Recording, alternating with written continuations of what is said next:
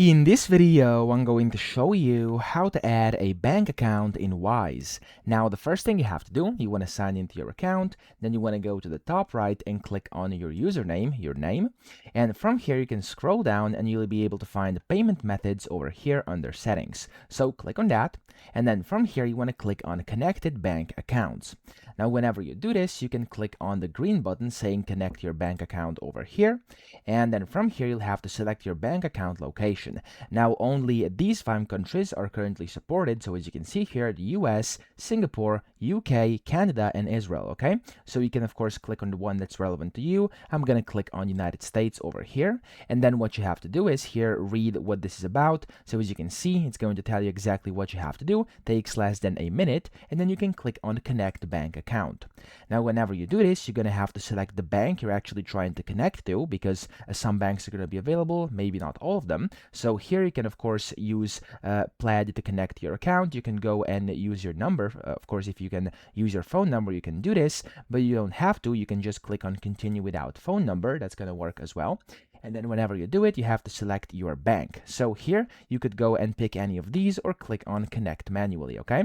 If you click on connect manually, you're gonna have to find your routing number, type it in here, and then continue from there. But if you use any of the banks on the list here, you can just click on the list. So I'm gonna click on, for example, Bank of America. Now it's going to be a bit different of a process continuing from here on, depending on which institution you select. So it's going to be simple. You're gonna have the step-by-step guides on your screen, but of course, it's going to be a bit different for each and every single one because they have different websites, interfaces, etc.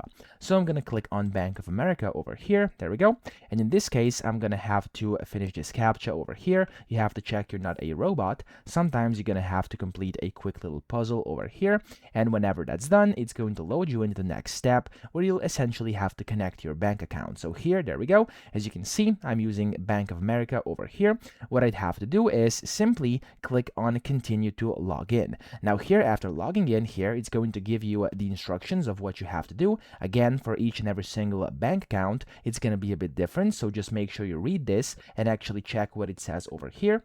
And I'm going to click on continue to log in. Then it's going to open a pop-up window in your browser where all you have to do is basically sign into your account with your bank and then click on login. You're going to have to confirm these fields over here as shown on the screen before. And whenever you do this, you can just click on the connect button or something similar depending on the bank you're signing into, and you'll be able to get your connection set up that way very easily, okay?